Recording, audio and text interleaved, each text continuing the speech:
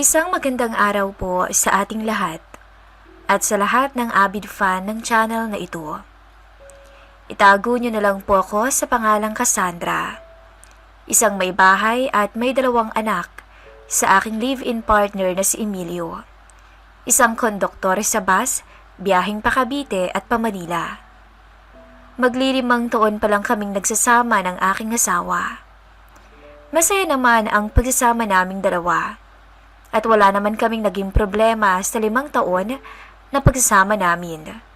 Mahal namin ang isa't isa. Napupunan naman namin ang kailangan ng aming anak at gastusin sa bahay. Hindi naman kami hirap sa aming pang-araw-araw na pamumuhay. Ngunit talaga naman palang darating tayo sa pinakamahirap na sitwasyon ng ating buhay. Ang aming masayang pamilya at pagsasama ay nabahira ng kalungkutan at kasinungalingan nang magkaroon ako ng kasalanan sa kanya. Isang araw, sumama ako sa biyahe niya dahil may pupuntahan ako sa Maynila. Maayos naman ang biyahe nila at malaking tulong na rin sa aming pamilya ang regular na trabaho ng aking asawa. Pinakilala niya kasi sa akin ang driver ng bus na si Ronaldo.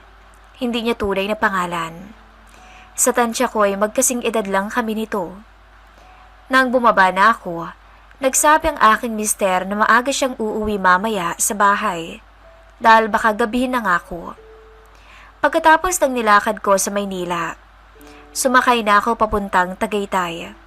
Dito kasi kami nakatira ng aking pamilya. Ang natatandaan kong oras ay 9:00 na at alam kong last trip na nga ng bus babiyahing Mendez. Sumakay ako ng bus at pagkatapos kong magbayad sa konduktor, ay naidlip muna ako dahil malayo-layo pa naman ang biyahe ko. Dahil sa tindi ng aking pagod, ay mabilis akong nakatulog. Hindi ko namalayan na napasarap pala ang tulog ko. Wala akong kaalam-alam na may mga matang nakamasid na sa aking katawan. Nang magising ako at mamulat ang aking mata, ay naabutan ko si Ronaldo na nakangisi sa akin. Ang sarap naman yata ng tulog mo, miss. Sa Mendez lang ang baba mo, di ba? Wika nito. Bakit? Nasaan na ba ako? Tanong ko sabay lingon sa paligid ko. Wala nang mga tao o pasahero na naroon. 2 na lang kami. At lalong kinabahan na ako sa kakaibang pahiwatig na tingin nito sa akin. Tila may balak na masama. Nasa garahe na, miss. Dito sa GMA Cavite, sagot nito. Ano? Hindi mo man lang ako ginising? Tanong ko rito. Ano bang malay ko na may tao pa pala? Hindi ka pa ba tatayo dyan at bababa? Uuwi na ako sa amin. Tanong nito. Bababa ako, pero ang layo ko na sa Mendez. Sagot nito. Pasensya ka na, hindi ko na problema yun. Uuwi na rin ako. Sagot naman ito. Tumayo na ako at naglakad pababa ng bus. Kaso natakot ako sa sobrang dilim, kaya napabalik ako. At hindi ko alam na kasunod ko pala siya, kaya nabuwal kami sa lapag ng magkasabay. Namalayan ko na lang na nakadagan na pala ako sa ibabaw niya. Nahiya ako at agad bumangon nang asarin niya ako. Nabuisit pa nga ako sa mga sinabi nitong kabastusan, ngunit hindi ko na lang rin siya pinakinggan pa. Kahit ganun, nakauwi ako ng bahay sa Mendez ng matiwasay. 1 linggo matapos ang nangyaring yun, hindi na ako tinantanan ng driver na yun. Hindi ko alam kung sinasadya ba niya lalo nang sumama siya sa asawa ko sa bahay namin. Ang init pa naman ang araw na yun at tanghaling tapat, kaya wala akong suot na pangilalim. Tanging duster lang. Wala naman kasi lagi ang mister ko rito at kami lang ng anak ko. At wala naman kaming bisita. Nang may kumatok, napatayo ako bigla at nakita ko ang mukha ng asawa ko na gulat sa ayos ko. Han, magbihis ka na maayos. May bisita tayo. Wika nito. Nang lingunin ko kung sino ang tinutukoy niyang bisita, si Ronaldo pala, at napansin ko ulit kung paano niya ako tignan. Bigla akong naasiwa, kaya't napatalikod agad ako. Sa nangyari, hindi muna ako lumabas ng kwarto. Hinayaan ko silang mag-usap sa sala. Kaso lang nang tawagin ako ng aking asawa, napilitan din akong lumabas. Sa pagkakataong yon, nakasuot na ako ng t-shirt at short.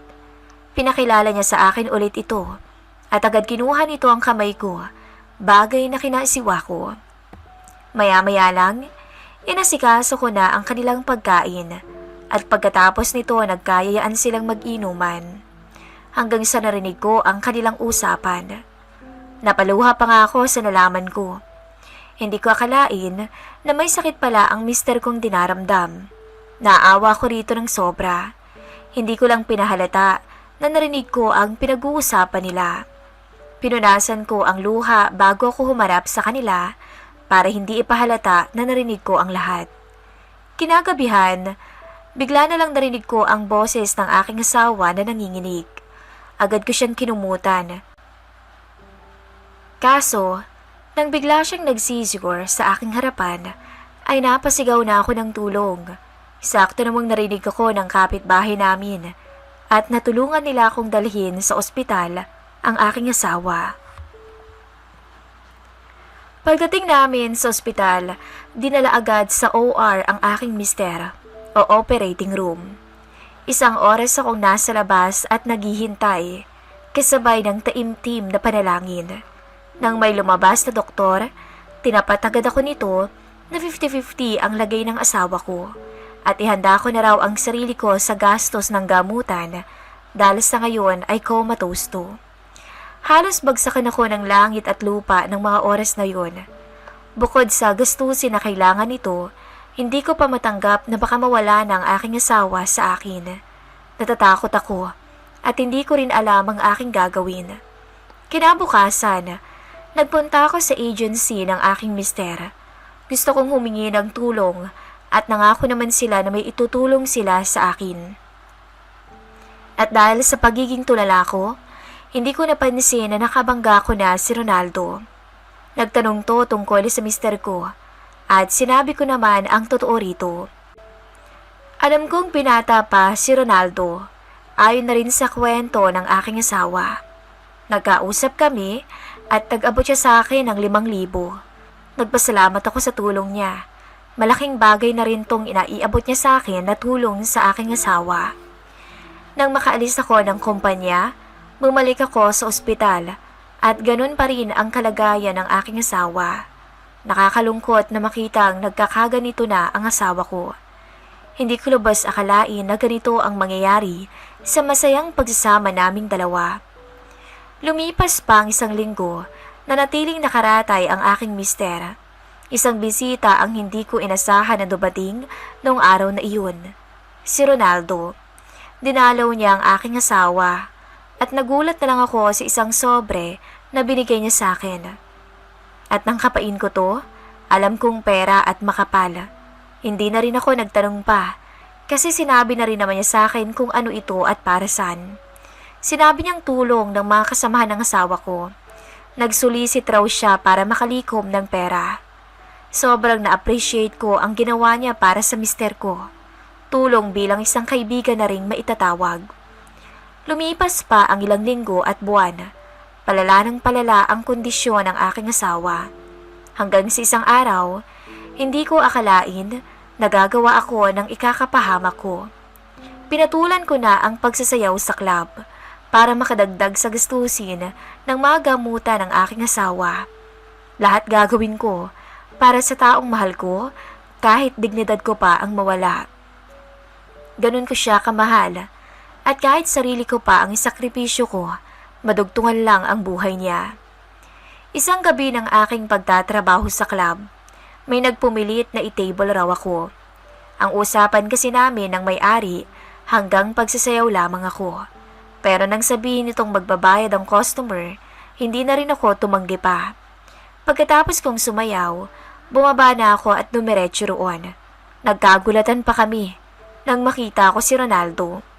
Pero sa mga oras na yon, hiyang-hiya ako at nakaramdam ako ng awa para sa sarili ko. Habang nakaupo kaming dalawa, nagsimula na nga itong magtanong sa akin.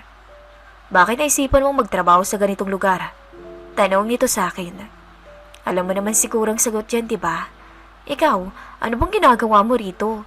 Balik na tanong ko. Hindi na siya sumagot at nagulat na lamang ako nang hawakan niya ang kamay ko habang sinasabi ang katagang, "Pwede ka bang sumama sa akin ngayong gabi?" Sa puntong yun, hindi ako pumayag dahil alam ko naman kung anong gusto niya. At isa pa, kilala siya ng asawa ko. Ano na lang ang sasabihin nito sa akin kapag nalaman niya na may namagitan sa aming dalawa? Maya-maya, natapos din ang aming pag-uusap at bumalik na ako sa fitting room para magbihis at nang makauwi na rin ako.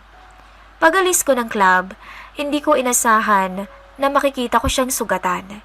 Sinabi niya sa akin na napagtripan daw siya at kailangan niya ng tulong. Agad ko siyang dinala sa bahay niya, na dapat ay sa ospital. Tumanggi kasi siya dahil maliit lang naman daw ang sugat at malayo sa kanyang bituka. Sa lagay niyang yun ay nakakatawa pa siya at nakakapagbiro pa. At hindi ko akalain na doon magsisimula ang aming bawal na relasyon. Oo, may nangyari sa amin na hindi ko maipaliwanag. Tao lang ako. At oo, aaminin ko, naging marupok ako ng mga oras na iyon. Akala ko nga doon na lahat matatapos yun. Pero nagulat na lang ako dahil palagi na siyang nagpupunta sa bahay namin o di kaya naman sa ospital. At pinatigil na rin niya ako sa pagsasayaw dahil nangako siya sa akin na siya na ang bahala sa amin ng mga anak ko. Tinupad nga niya ang lahat ng yun. Maliit pa naman ang anak namin ng asawa ko. At sa tuwing tulog ang mga ito, hindi pinapalampas ni Ronaldo ang pagkakataong madala ko ng paulit-ulit sa kama. Para na nga kaming naging mag-asawa nito. Napag-alaman ko rin na may kaya ang pamilya ni Ronaldo sa kanilang probinsya sa Antique. Kung minsan nga ay naiisip ko na lang na sumama rito, kaso alam ko namang hindi kakayanin ng aking konsensya. Lumipas ang 1 taon at isang desisyon ang gustong ipagawa sa akin ng ospital. Sinabi na rin kasi sa akin ng doktor na wala nang pag-asang makabalik pa sa dati ang aking asawa. At kitang-kita na rin naman sa katawan niya ang labis-labis na paghihirap. Naawa ko sa kanya, pero ayokong gawin ang gusto nila, kaya naman pinagdasal ko na lang sa itaas ang lahat kung anong plano niya para sa aming dalawa. Ngunit sa kasamaang palad, ay nang gabing yun binawian na rin ng buhay ang aking asawa. At mula sa burol at pagpapalibing nito ay nandyan si Ronaldo, nakaagapay sa akin. Hindi ko naman hiningi. Kusa lang niyang binigay sa akin ng tulong na alam niyang kailangan ko. At sa pagka-1 taon ng anibersaryo ng pagkamatay ng aking mister, isang alok ang natanggap ko. Wedding proposal mula kay Ronaldo. Hindi ko alam kung dapat ko bang tanggapin to. Alam kong mahal ko na rin siya, kaso natatakot ako sa mga sasabihin ng iba sa akin. Gayong wala pa ngang ilang taon, buhat nang mamatay ang mister ko. Kaya hindi ko muna tinanggap ang proposal ni Ronaldo ng araw na yon. Pero patuloy pa rin naman ang aming relasyon hanggang sa nanawa na siya sa paulit-ulit kong pagtanggi sa proposal niya. Nabalitaan ko na lang na umalis na ito bilang driver ng bus at umuwi ito ng Antique. Hindi na rin ako nagtanong pa at baka makahalata naman sila sa akin. Inisip ko na lang na hindi talaga kami nakalaan para sa isa't isa. Nagpatuloy ako sa buhay sa kabila ng mag-isa na lamang ako. Pinasok ko ang pagiging agent ng bahay at lupa. Sa trabahong yun ay marami akong nakilala, pero iba pa rin talaga si Ronaldo. Wala yatang araw na dumaan na hindi ko siya namimiss. Pero alam ko naman na mali ang unang namagitan sa amin at kasalanan ko yun sa aking asawa. Lumipas pa ang 1 taon at hindi ako makapaniwala na darating ang araw na muling magkukrus ang aming malandas. Isang araw noon nagkaroon ng pagtitipon para sa aming mga ahente na dinaluhan ng mga engineer at architect at marami pang iba. Naging top seller rin ako sa taong yon at nabigyan ng parangal. Hindi ko lubos maisip na si Ronaldo pa ang magbibigay ng sertipiko ko. At sa araw na iyon, Muling nagkaroon ng ugnayan sa pagitan naming dalawa. Dinala niya ako sa isang hotel at sumama naman ako ng kusa. Muling naulit ang naganap sa amin noon at halatang na-miss namin ang bawat isa dahil halos abutin na kami ng madaling araw sa kwartong yun. Akala ko nga magtatapos sa gabing yun ang lahat-lahat sa amin nang malaman kong may fiancé na pala tong iba. Masakit. Sobrang sakit pero alam kong may hangganan ang lahat-lahat. Muli na naman kaming naggalaw nito at umiwas na ako ng sobra. Pero sadyang mapaglaro talaga siguro ang tadhana sa aming dalawa dahil muli kami nagkita sa isang event at sa pagkakataong yon, isa na akong matagumpay na broker ng aming kumpanya. Maraming nangyari, buhat ng magkahiwalay kaming dalawa. Nalaman ko rin sa kanya na hindi natuloy ang pagpapakasal niya sa kanyang fiancé dahil umatres daw siya at hindi niya kayang matali sa babaeng hindi naman niya lubusang mahal. At ako pa rin naman daw ang kanyang mahal mula noon hanggang ngayon. At ng gabing yun ng kanyang pagtatapat sa akin, pati ako ay nagtapat na rin ng aking saloobin at ang aking pagtangi sa kanya noon pa. Matapos ang namagitan sa amin nang dalhin niya ako sa malamig na kwarto, nilitaw niya ang isang box at kitang-kita ko ang singsing nito sa loob. Sinabi pa nga niya sa akin na matagal na itong nakatago sa kanya at natatandaan ko nga ang singsing na ito dahil ito ang unang singsing na ibibigay niya sana sa akin, kaso lang tinanggihan ko. Hindi ko lubos sa kalain na naitabi pa niya to. Nang tanungin ko kung bakit, sinagot niya lang ako ng ganoong kasimple. Mahal kita at alam kong babalik ka sa akin. Ani niya. At ng gabing yon, hindi na ako tumanggi pa dahil alam ko naman sa sarili ko na siya ang mahal ko at hinintay ko ng matagal na panahon. Sa palagay ko, ito na rin naman ang tamang pagkakataon para sa aming dalawa. Hindi na nga ito nagpatumpik-tumpik pa at inayos na niya ang kasal namin. Wala nang masyadong engranding kasalan pa. Isang solemn wedding lang sa Tagaytay ang naganap sa aming dalawa at masayang-masaya ako ng araw na iyon. Sa ngayon ay may anak na kami ni Ronaldo. Kasama rin ang 2 anak ko pa sa yumao kong asawa na mahal niya rin at itinuring na parang sarili niyang anak. Magtatatlong taon na rin ang nakakalipas nang ikasal kaming dalawa. Hindi ko lubos sa kalain na sa lahat ng nangyari sa aming dalawa, kami pa rin talaga sa huli. Noon akala ko mali ang namagitan sa amin, pero isa lang pala itong daan ng itaas para mahanap natin ang totoong nararapat sa atin. Hanggang dito na lamang po at salamat sa pakikinig ng aking masalimuot at masayang buhay. Nagmamahal, Cassandra.